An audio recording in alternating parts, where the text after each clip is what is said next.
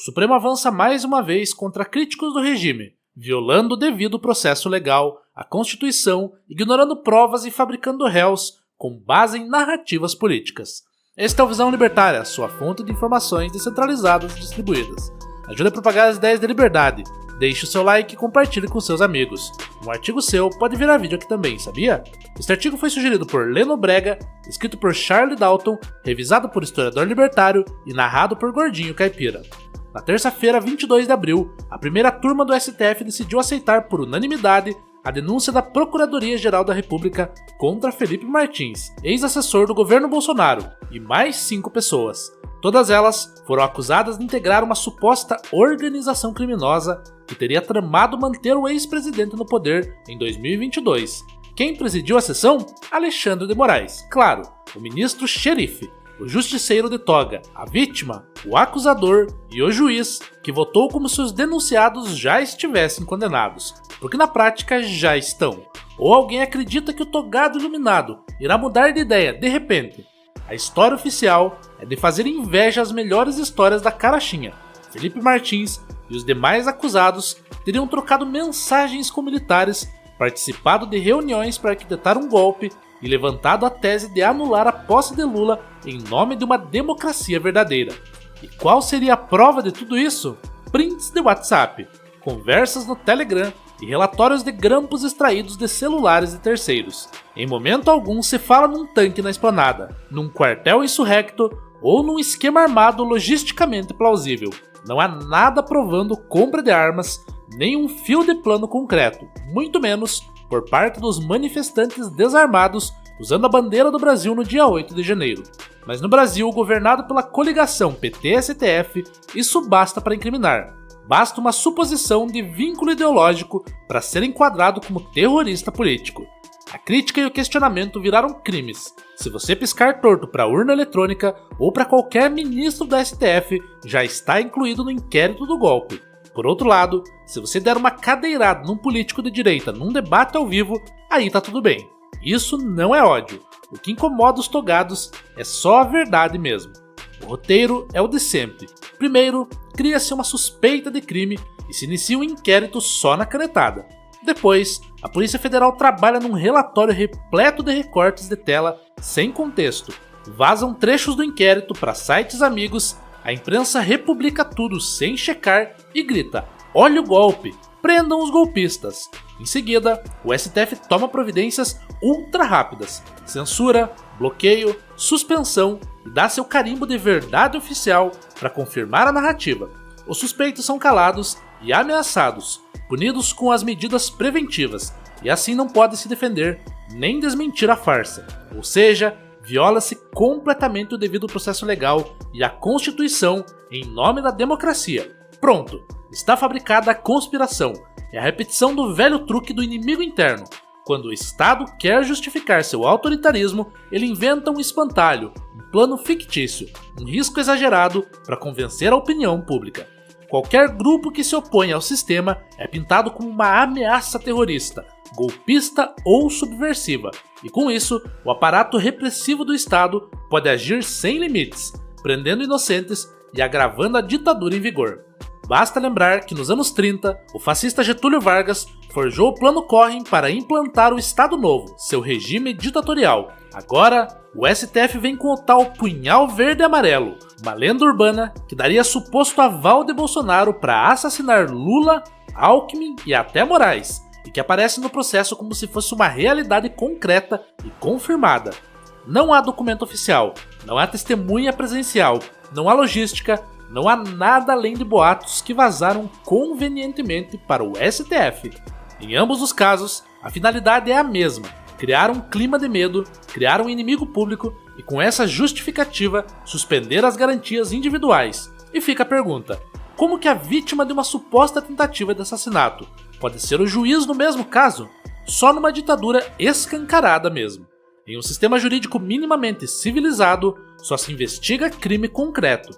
Não se prende pessoas com base em ideias ou achismos. Não se criminaliza pensamentos ou opiniões. Mas no Brasil atual, a lógica se inverteu. Primeiro, define o alvo político. Depois, se procura algum plano ao qual ele possa ser vinculado. Vale tudo: meme, emoji, conversa de WhatsApp, grupo de Telegram, mesa de bar. Basta encaixar na narrativa e pronto. Os inimigos do Estado são selecionados a dedo, mesmo que seja uma idosa de 70 anos que apenas participou pacificamente de uma manifestação, ou então uma mãe armada com um batom que não tinha sequer um antecedente criminal. O voto de Alexandre de Moraes, mais uma peça de propaganda do que um argumento jurídico, é exemplar do estado atual do poder judiciário hipertrofiado. O ministro repete chavões sobre ameaças à democracia, tentativas de subversão da ordem e discurso de ódio, mas em momento algum demonstra objetivamente como Felipe Martins ou os demais acusados teriam violado a lei penal. Não há um crime específico com dolo claramente demonstrado. Não há evidência de tentativa real e concreta de tomada de poder. O que existe é uma construção discursiva baseada em suposições, convicções políticas e uma interpretação elástica do Código Penal. A unanimidade da decisão, por sua vez, evidencia o alinhamento político do Supremo em torno de uma visão repressiva contra qualquer contestação ao sistema. A primeira turma, composta por Moraes, Carmen Lúcia, Flávio Dino, Luiz Fux e Cristiano Zanin, é um exemplo claro de como o STF deixou de ser uma corte de justiça para se tornar um comitê de proteção do regime. Dino e Zanin, por exemplo, são aliados próximos de Lula, sendo que Dino era ministro da Justiça e agora julgam os opositores do PT. Um conflito de interesses tão óbvio que sequer é comentado na extrema imprensa. Essa perseguição judicial não se limita ao caso de Martins, ela se insere em uma sequência de decisões, entre elas a prisão e cassação de parlamentares, censura a perfis e canais de direita nas redes sociais, bloqueio de contas bancárias de manifestantes, prisão de cidadãos por postagens, inquéritos que nunca terminam e a tentativa cada vez mais explícita de criminalizar qualquer voz que se oponha ao status quo. A Corte, com sua autoconferida autoridade absoluta, atua como juiz, promotor e executor, sem qualquer limite institucional, e sem que os senadores tenham coragem de contestar ilegalidades e abusos, e colocar em pauta o impeachment de ministros do STF. Vamos fazer uma breve recapitulação.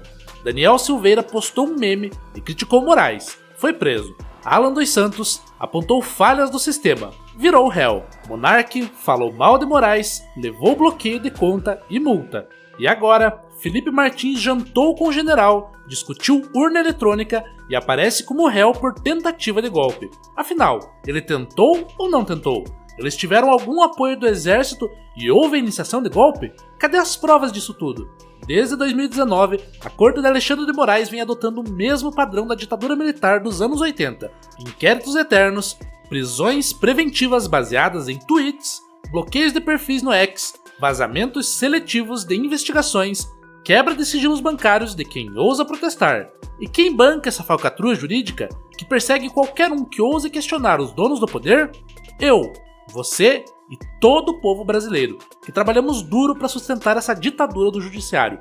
Pagamos pesados tributos para manter um aparato que, com a desculpa de nos proteger, dá 14 anos de cadeia para opositores e deixa assassinos livres. Pagamos todo tipo de gratificação. Auxílio moradia, auxílio terno para ministros que legislam por decreto judicial. Pagamos a Polícia Federal para grampear conversa de bar. Além da nossa própria mordaça para manter a narrativa oficial intacta. A verdade, que a grande mídia insiste em esconder, é que o STF já se tornou a principal ameaça à liberdade no Brasil e ao Estado de Direito.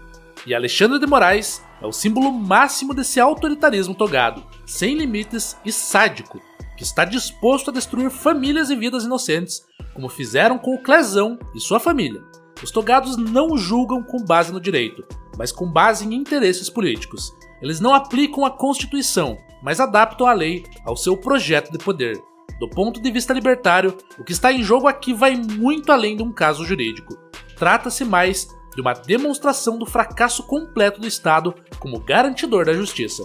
Em um sistema de monopólio estatal, onde não existe concorrência ou alternativas para o cidadão, o poder inevitavelmente se torna tirânico.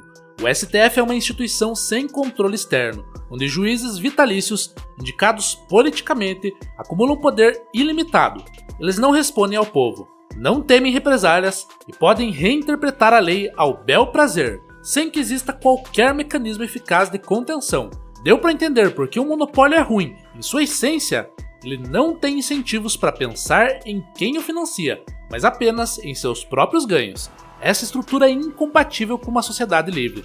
A justiça, em uma ordem libertária, deve ser descentralizada, voluntária e sujeita à concorrência no livre mercado.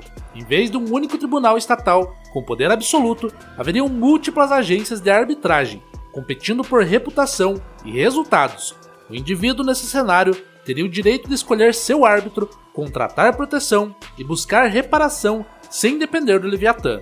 Nenhuma instância monopolista poderia definir sozinha o que é crime, quem é réu ou o que pode ou não ser dito. Afinal, qualquer empresa que for injusta e se corromper perderá a confiança do mercado e seus clientes, indo à falência. No modelo atual, o cidadão está completamente à mercê dos humores de burocratas togados. E como se não bastasse a ausência de limites, o STF ainda usa o aparato estatal para reforçar sua narrativa. O que temos hoje no Brasil é um Ministério Público domesticado, uma mídia subsidiada e complacente, as forças policiais subordinadas a leis interpretadas ao sabor do momento político. O resultado é um sistema kafkiano, onde você pode ser acusado por pensar, por opinar, por escrever, por questionar. No fim das contas, a farsa do STF contra Felipe Martins e a conspiração do punhal verde e amarelo não passam de mais um ato de opressão para esmagar qualquer questionamento e oposição. Mas é também um aviso: o Estado não tolera oposição, o Judiciário não aceita questionamento, e a democracia brasileira, nas mãos desses togados, está se tornando apenas uma fachada, nome para esconder uma ditadura de toga. O único caminho verdadeiro para a liberdade está em rejeitar o sistema e construir alternativas voluntárias, em defender a propriedade privada, promover a descentralização do poder e retirar do Estado o monopólio da justiça, da segurança e da informação. Obrigado pela audiência. Este é um canal colaborativo. Participe você também. Cadastre-se agora mesmo no nosso site visãolibertaria.com e envie os seus artigos por lá. Os colaboradores recebem recompensas em Bitcoin. Inscreva-se no canal e clique no botão da campainha para ser avisado de novos vídeos. Até a próxima!